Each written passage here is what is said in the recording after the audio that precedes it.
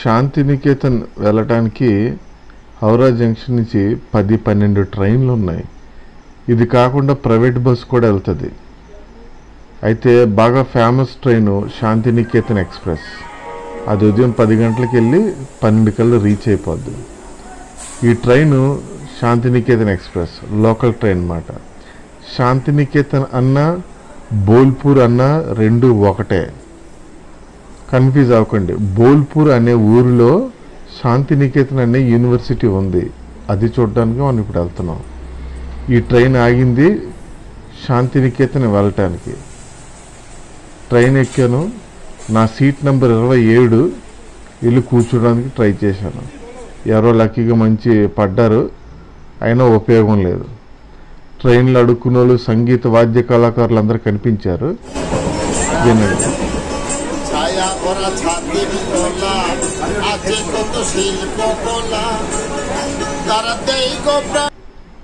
ఈ గానం ఏదో మనసుకి లైట్ టచ్ చేసింది, అందుకే వాయిస్ ఓవర్ ఇవ్వలేదు.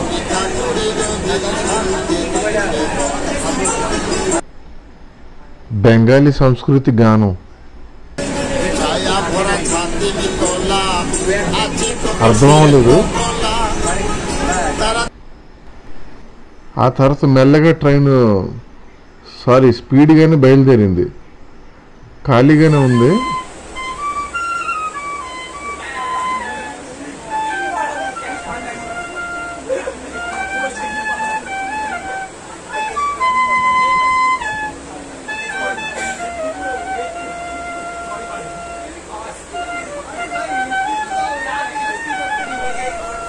మొత్తానికి కళాకారులను అందరినీ పరిచయం చేసుకుంటే ట్రైను బోల్పూర్ స్టేషన్కి తీసుకొచ్చింది. ఇదే బోల్పూర్ స్టేషన్. ఇక్కడ చూడండి, బోల్పూర్ శాంతినికేతన్ రెండు రాసి ఉంటాయి ఆ ట్రైన్ స్టేషన్ దగ్గర.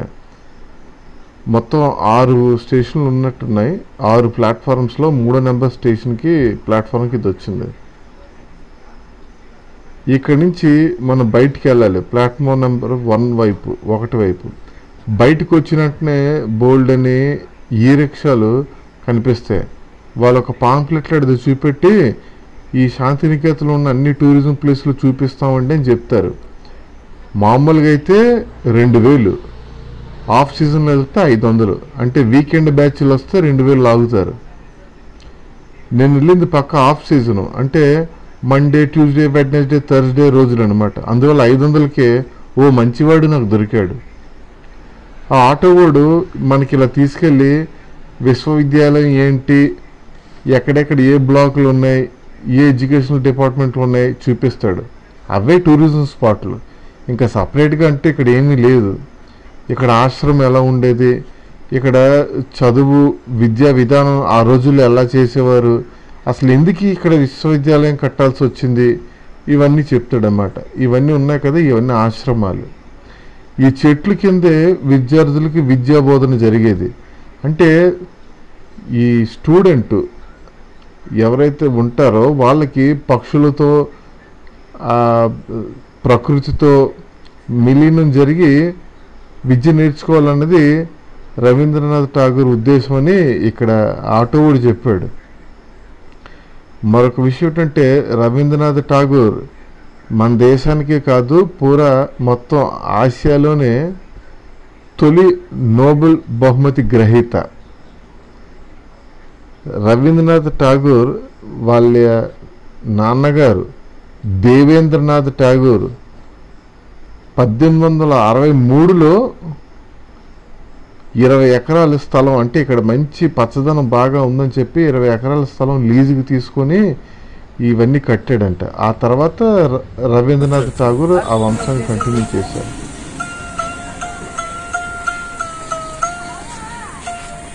ఇవన్నీ బయట అమ్ముతున్నారు వాద్యాలు. ఈ ఇంట్లోనే రవీంద్రనాథ్ ఠాగూర్ ఉన్నారని చెప్తారు. దీని ఉదయాన అంటారంట. పునాషా ఠాగూర్ నివసించిన ఇల్లు మకం. పక్కనే విశ్వభారతి కల్చరల్ సెంటర్ రెండు పక్కనే ఉంటాయి. ఇది ఆయన ఉన్నది. ఈ గేట్ నుంచి ఆ చివరికి కనిపిస్తున్న బిల్డింగ్ ఏమో ఆయన నివసించింది. ఒకప్పుడు ఇదంతా పెద్ద అడవి ప్రాంతం, బాగా చెట్లు, చల్లదనాన్ని చూసిన రవీంద్రనాథ్ ఠాగూర్ వాళ్ళ నాన్నగారు అప్పట్లో 20 ఎకరాల స్థలాన్ని ఒక చిన్న ఎడ్యుకేషనల్ ఇన్స్టిట్యూట్గా పెట్టి అది విశ్వవిద్యాలయంగా మారిపోయిందనమాట. బాగా ఫేమస్ అయ్యింది. ఒక బందిపోటు బాబు అని ఎవరో ఉండేవారంట. అతని పేరు మీద అసలు ఈ ఊరిని పిలుచుకునేవారు. ఎప్పుడైతే 1901లో రవీంద్రనాథ్ ఠాగూర్ ఇక్కడ శాంతినికేతన్ పెట్టారో అది బాగా ఫేమస్ అయ్యింది. పిలవడానికి బాగుంది, ఈజీగా ఉందని. ఛాతిం థాలా అంటే ఇక్కడ రవీంద్రనాథ్ ఠాగూర్ వాళ్ళ నాన్నగారు దేవేంద్రనాథ్ మెడిటేషన్ చేసేవాడంట.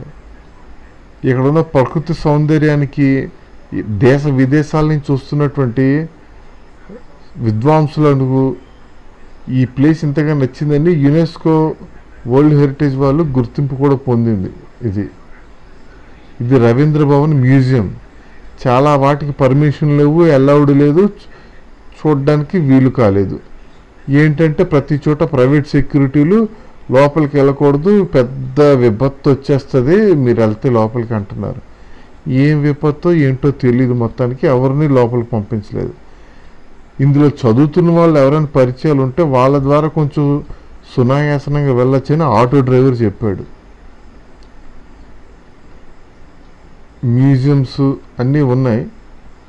ఈ యూనివర్సిటీకి తొలుత ప్రిన్సిపల్ నందన్ లాల్ బోస్,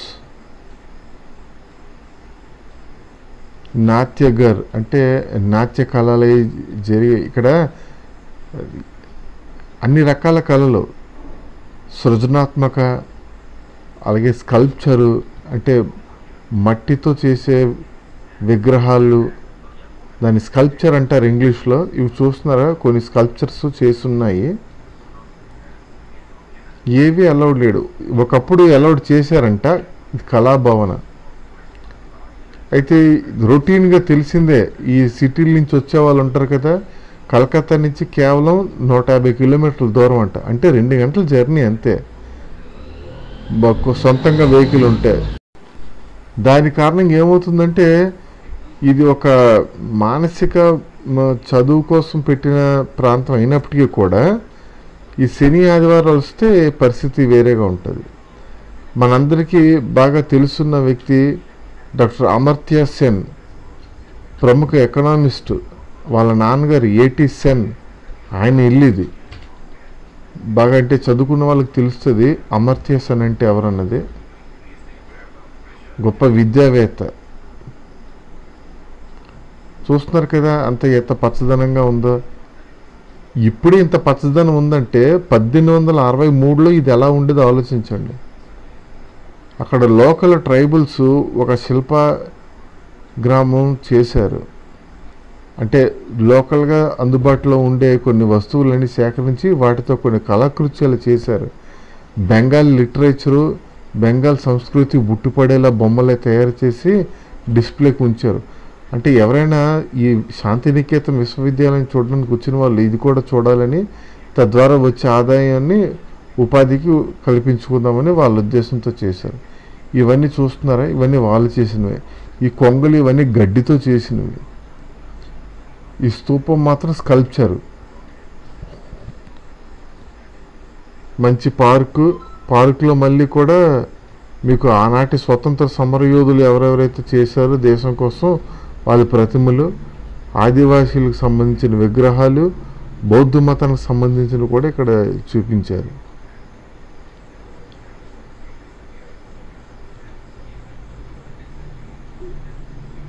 లిటరేచర్కి, ఆర్టిస్టిక్కి హెరిటేజ్గా ఇది భావించబడింది. ఫిలిప్పీన్స్ అప్పట్లోనే సింగపూర్ నుంచి, అమెరికా నుంచి, యునైటెడ్ కింగ్డమ్ నుంచి రవీంద్రనాథ్ ఠాగూర్ని కలవటానికి వచ్చేవారు. ఏషియన్ కంట్రీస్ ముఖ్యంగా చైనా నుంచి ఎక్కువగా ఈయన కలవటానికి వచ్చేవారు.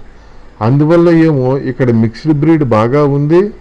చాలామంది బెంగాలీస్ ఇప్పటికీ చైనీసా ఇండియన్సా కన్ఫ్యూజ్ అయినట్టు ఉంటారు. ఆ రోజుల్లోనే ఏడాది కాలం పాటు 2 సంవత్సరాల వరకు ఈ యూనివర్సిటీలో ఇక్కడ పచ్చదనాన్ని ఆస్వాదించడానికి చాలామంది ఉపాధ్యాయులు, ప్రధాన ఉపాధ్యాయులు ఇక్కడే జీవించారు. అందుకే ఇది కేవలం ఒక యూనివర్సిటీయే కాదు, ఎందరికో స్ఫూర్తిదాయకం చేసిన ప్రదేశం. శాంతినికేతనం కేవలం విద్యా సంస్థగానే కాకుండా పర్యాటక సంస్థగా కూడా గుర్తింపు పొందడానికి ముఖ్య కారణం ఇదే. ఎందుకంటే ప్రపంచ నలుమూలలో కూడా శాంతినికేతనం, రవీంద్రనాథ్ ఠాగూర్ అంటే చెప్తారు, గుర్తుపడతారు. ఇవి చూస్తున్నారా పపెట్స్, అప్పట్లో వచ్చిన విదేశీయులకి ఎంటర్టైన్మెంట్ కింద వాడేవారు అన్నమాట ఇవన్నీ. ఇప్పటికీ ఇవన్నీ శిల్పాగ్రామంలో భద్రపరిచారు. చూడండి, ఇవన్నీ లైట్ షో ద్వారా ఇవన్నీ ప్రదర్శింపబడతాయి. ఈ డ్రాగన్ చూస్తున్నారా, ఇది మన సంస్కృతి కాదు, చైనా వాళ్ళ ఇంపాక్ట్ ఇప్పటికీ మన మీద ఉంది. వెస్ట్ బెంగాల్లో ముఖ్యంగా ఆనాటి గ్రామాలకు ప్రతిరూపాలే ఈ శిల్పాగ్రామంలో చూపిస్తున్నటువంటి ఇల్లులు, వాతావరణం. అప్పట్లో వాడిన వెదురు చెక్కతో చేసినటువంటి పాత్రలు, ఇంకా ఏవైతే ఉంటాయో అవన్నీ. ఇప్పటికీ వీళ్ళ సంగీత వాద్యాలు మన భారతీయ సంప్రదాయానికి సరిగ్గా మిక్స్ కావు. చైనీస్ ప్రభావం బాగా ఉంటుంది. వీళ్ళు వాయించే మృదంగాలు కానీ ఇవన్నీ శిల్పాగ్రామంలో మీరు హ్యాపీగా చూడొచ్చు. వస్తే చాలా ఈజీగా రావచ్చు ఇక్కడికి, పెద్ద కష్టం లేదు. ఏ రోజైతే మనం వస్తామో అదే రోజు మార్నింగ్ నుంచి ఈవినింగ్ దాకా టూర్ చేసుకొని ఈవినింగ్ బస్సు కానీ ట్రైన్ కానీ పట్టుకొని మళ్ళీ తిరిగి కోల్కతాకి వచ్చేవచ్చు.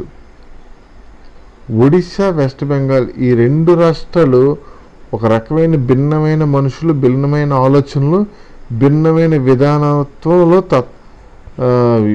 కనిపిస్తుంది. ఇక్కడ గుడిసెల్లా ఉన్నాయి కదా, ఇది చూడండి. ఈ పనస చెట్టు ఒరిజినల్, ఆ పనసలన్నీ ఒరిజినల్. పనసు కాయలు వచ్చాయంటే ఎంతో భూమిలో సారవంతం ఉంటేనే కానీ అవి రావు. సరే, నాలాగా అక్కడ చాలామంది పర్యాటకులు వచ్చారు, అక్కడ కూడా సంగీతం నడిచింది. ఒరిజినల్ వాయిస్ వినండి.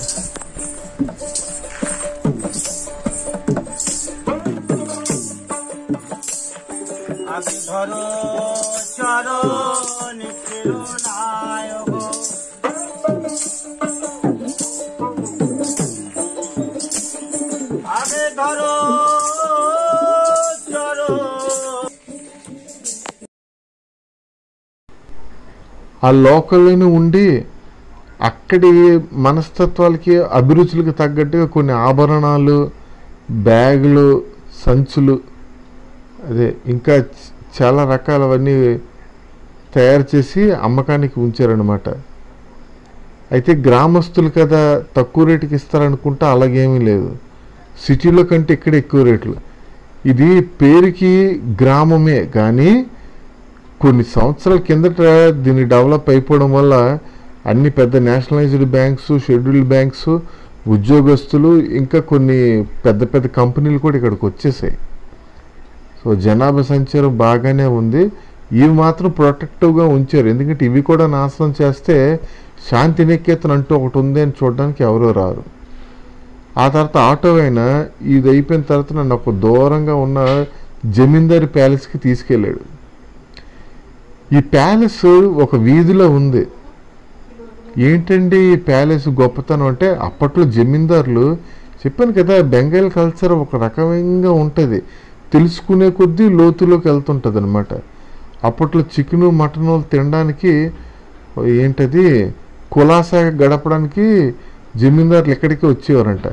ఈ మధ్యలో ఎవరైనా నాట్యకర్తి కావచ్చు, నాట్యం చేస్తుంటే ఆమెను చూస్తూ, తాగుకుంటూ, తినుకుంటూ మంచి సరదాగా గడిపేవారు ఆ రోజుల్లో.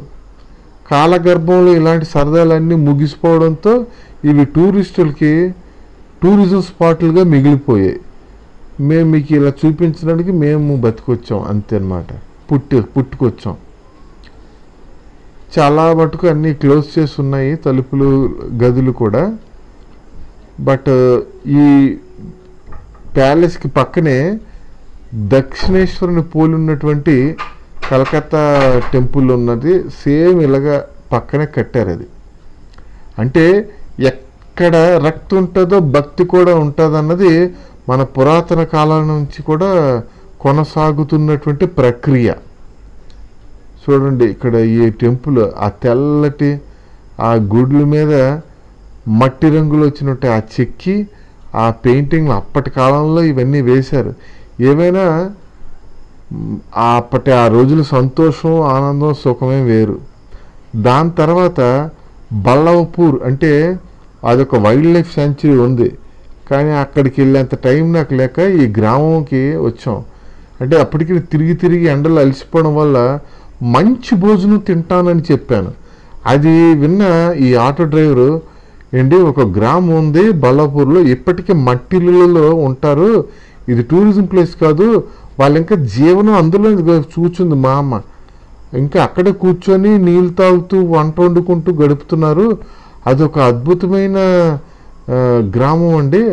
అంత అద్భుతమైన గ్రామంలో కూడా ఎన్నో చూస్తారు ఇల్లులు, ఈ గుడిసెలన్నీ చెదగొట్టేసి టూరిస్టులు ఇక్కడి వరకు వస్తున్నారు కదా అని చెప్పి ఒక మంచి రెస్టారెంట్ కట్టారంట. ఆ రెస్టారెంట్ని ఇప్పుడు చూద్దాం. ఇదే ఆ రెస్టారెంట్. ఆటో కోతలకి సరిగ్గా వీడియో షేక్ అవుతుంది, బట్ అయినా చూడండి క్లారిటీతో మీకోసం చూపిస్తున్నాను. గాజు గ్లాసులతో చేసినటువంటి ఎంట్రన్స్లతో ఆ అడవిని శుభ్రంగా కొట్టేసి ఆ వచ్చిన చెక్క కలపతో బెంచీలను చేసి వచ్చిన టూరిస్టులకి ఎక్కువ రేట్లతో భోజనం పెడుతున్నారు. తప్పు లేదు, ఎందుకంటే జనాలు వీకెండ్లలో రావడం అది గమనించిన అక్కడ వ్యాపారస్తులు పెట్టిన వ్యాపారం ఇది. అన్ని చెక్కతోటి కుర్చీలు బల్లలు కూడా. మరొక ముఖ్యమైన విషయం ఏంటంటే టూరిస్టుల యొక్క ఆరోగ్యాన్ని కాపాడడానికి ఎత్తడితో చేసిన గిన్నెలు, పాత్రలు, చెంబులు, ప్లేట్లలోనే అన్నం భోజనం పెట్టారు. ఇది నిజంగా ఎంత ముఖ్యం అంటే 100 మంది రోజు భోంచేసి వెళ్ళిపోయిన తర్వాత ఈ ప్లేట్లకి జంగు పట్టేస్తే ఎలా తోముతున్నారో తెలియదు, కానీ మరి అన్నీ ఫ్రెష్గా తలతలు మెరుస్తున్నాయి. పోనీ ఏదైనా మిక్సర్ చేశారంటే కాదు, ఒరిజినల్ బ్రాసి ఇత్తడే చెక్ చేసి మరి భోజనం చేశాను.